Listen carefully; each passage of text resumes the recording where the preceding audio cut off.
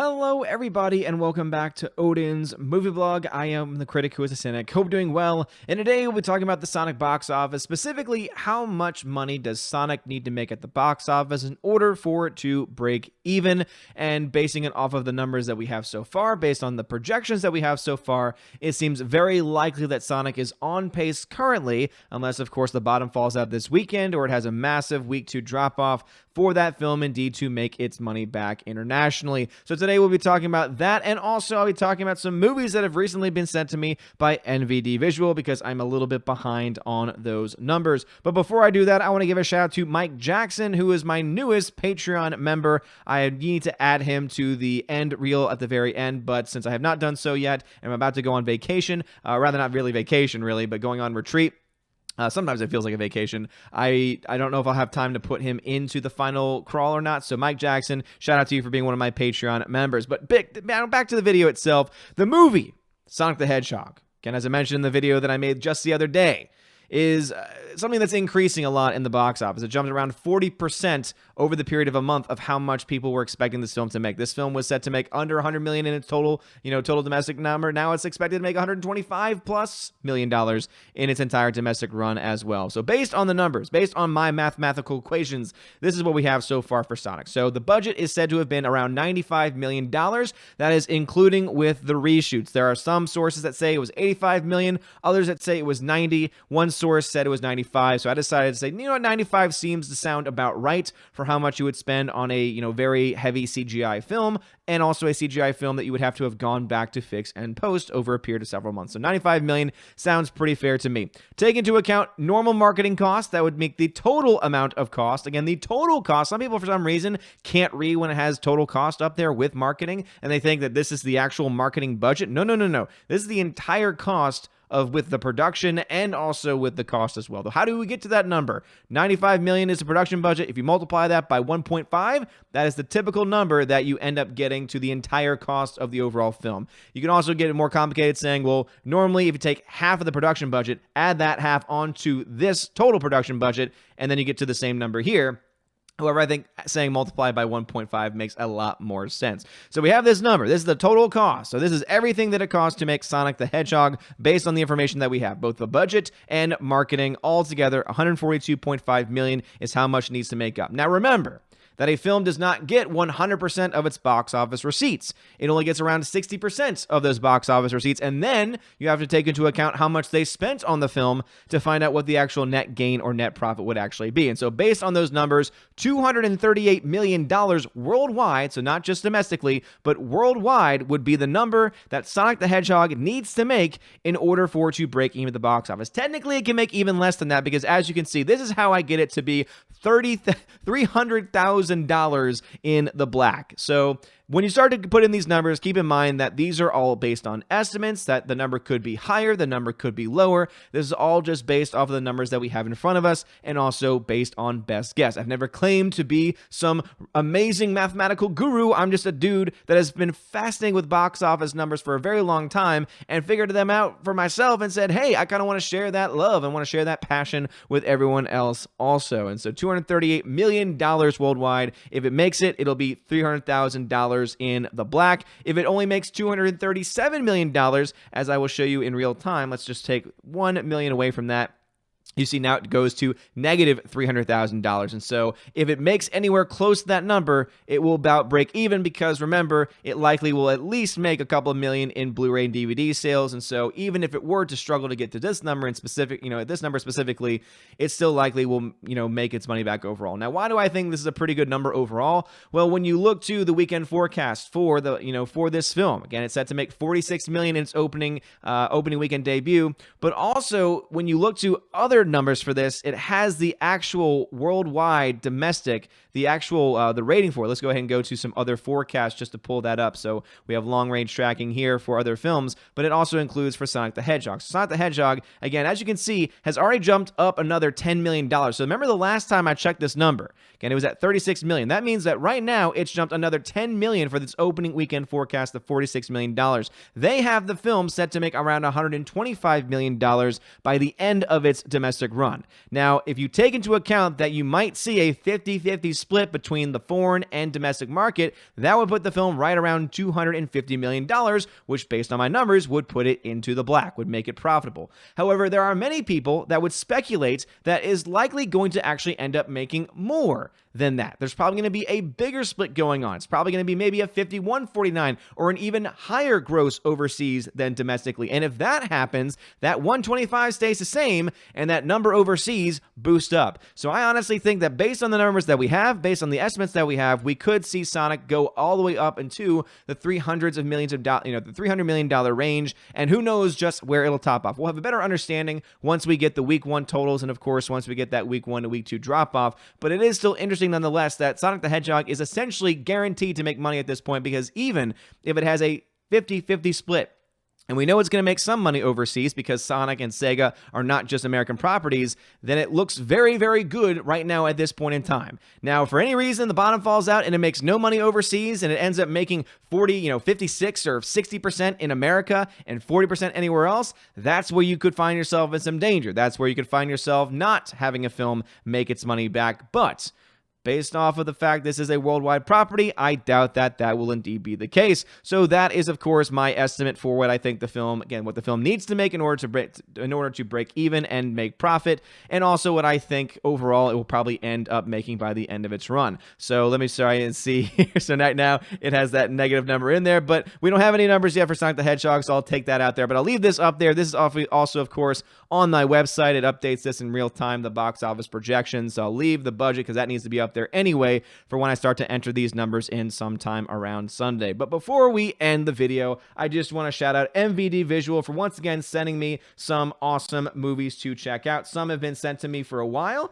and others I just got today. So let me start off with the ones that were sent to me not too long ago. And again, all of these can be found.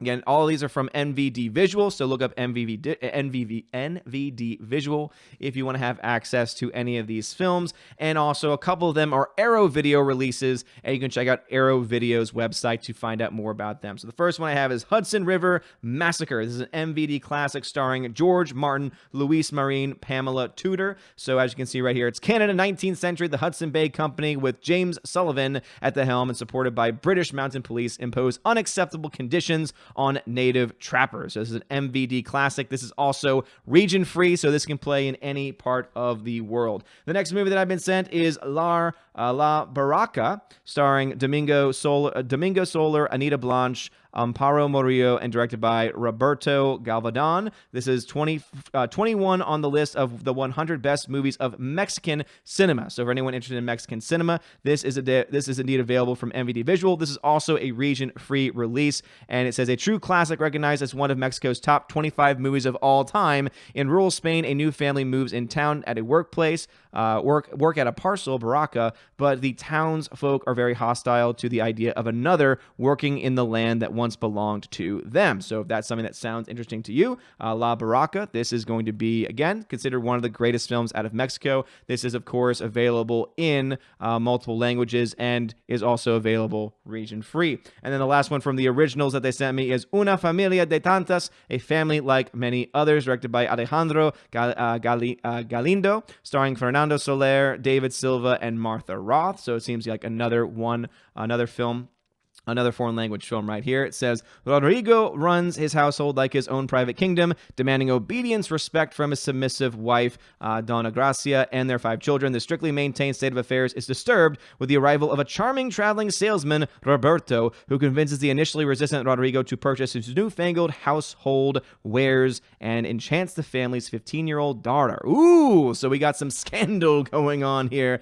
And as you can tell from the cover, it sounds like there's a lot of excitement in this film. This is a major 4K restoration by the Mexican Academy of Motion Pictures, Arts, and Sciences. So once again, another release from Mexico, another standard. This is number 36 on the list of the 100 best films of Mexican cinema. So again, anyone interested in Mexican cinema, you have a couple of films right here on the list of the top 100. Now, some of the newer ones that were sent my way, a couple of them I recognize and a couple of them I don't. This first one is called The Point, narrated by Ringo Starr, songs written and sung by Harry Nilsson. So of course, Ringo Starr's name comes up, and I've seen this image before. I don't know know exactly where I've seen it before, but it does look interesting. So this one's called The Point. So directed and animated by the Academy Award winner Fred Wolf, who did Free to Be, You and Me, and The Flintstones, with story and songs written by Grammy Award winner Harry Nilsson, the narration by Ringo Starr. The Point is a timeless, enchanting fable for the whole family to enjoy. Years ago, there was a place called the Land of the Point because everything in the Land of the Point had won. The barns, the houses, the cars, everything, even the people. Everyone, that is, except for Oblio, who was born round-headed,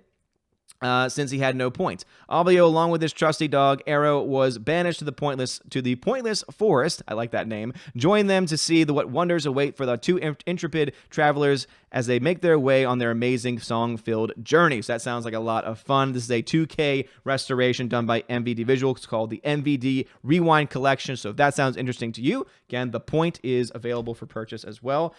We have a next film called Manon, which is a film by Henri-Georges Clouzot, written by Jean Ferry. So this is a masterful adaptation of Prévost's 1731 novel Manon Lescaut. Marks quite a departure of Henry Georges Clouzot, the French director, lauded for his acclaimed thrillers The Wages of Fear and Les Diabliques, a classical tragedy romance transposed to a World War II setting. Clouzot's film follows the travails of Manon, a village girl accused of collaborating with the Nazis, who is rescued and with imminent execution by a former French resistance fighter. So again, it sounds like a World War II film called Manon. This is also an Arrow Video or Arrow Academy release. Arrow Video always does great jobs on these. This is a 2K transfer with original 1.0 mono track. So if that's something that sounds interesting to you, once again, always great stuff from the people over on Arrow Video. So thank you very much for saying that my way. And then the big boy is 3 films.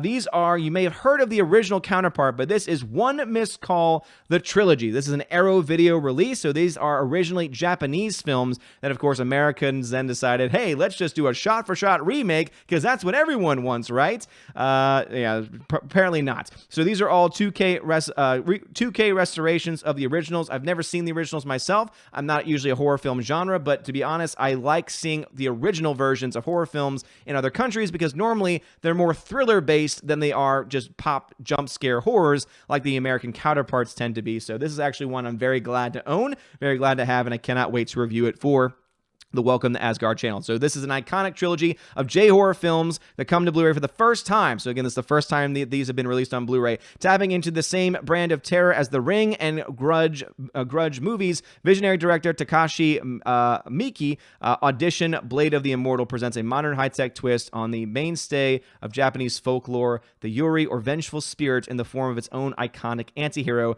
the terrifying Mimiko. In the first installment of the trilogy, One Must Call, a student receives a phone message from her future self, ending with her own death scream.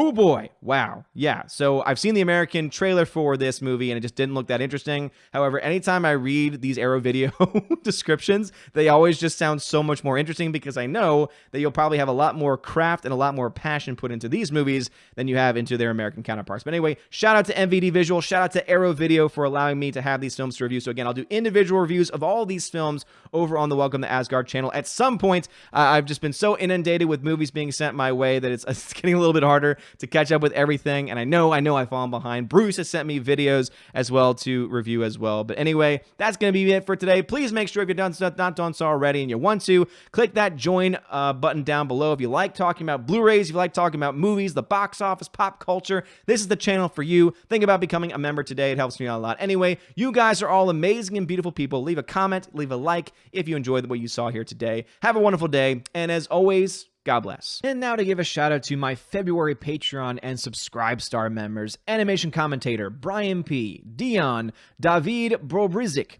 Please let me know if I need to repronounce that name. Divex, Elizabeth M., Enrique Evangelista, Father Christopher Miller, Frank the Tank and the Shawhan Weird Dog Clan, Harold Francis, the Hunky Chunky Funky Monkey, Inflamed Wood, Drop Productions, Jason Clark, Jeffrey Toon, Jeffrey Lebowski, JJ Jonathan Jerembeck, Kenneth Camiel, Lady T, Mad Mitch Dunaway, Mr. Peabody and his evil twin with the beautiful hair, Orange Hat Reviews, Outpost Dyer, Perpetual Punster, Riff Magos, Rosetta Allen, Steve Glasker, Teresa Martin, Theodore Bendon, The DJD Show, and Tina B. And over on Subscribestar, Robert Revo, Larry, Mr. Roy, Glinzer, G2Cool99, Darkstar57, Alice McCarthy, US 888-209 Fast, Dean Heiss, Hild Francis, J-Rod the Beer Guru, Nebanon G. Adams, and ZK Man. And a shout out to Riff Racer Request and Sir Lance Lato.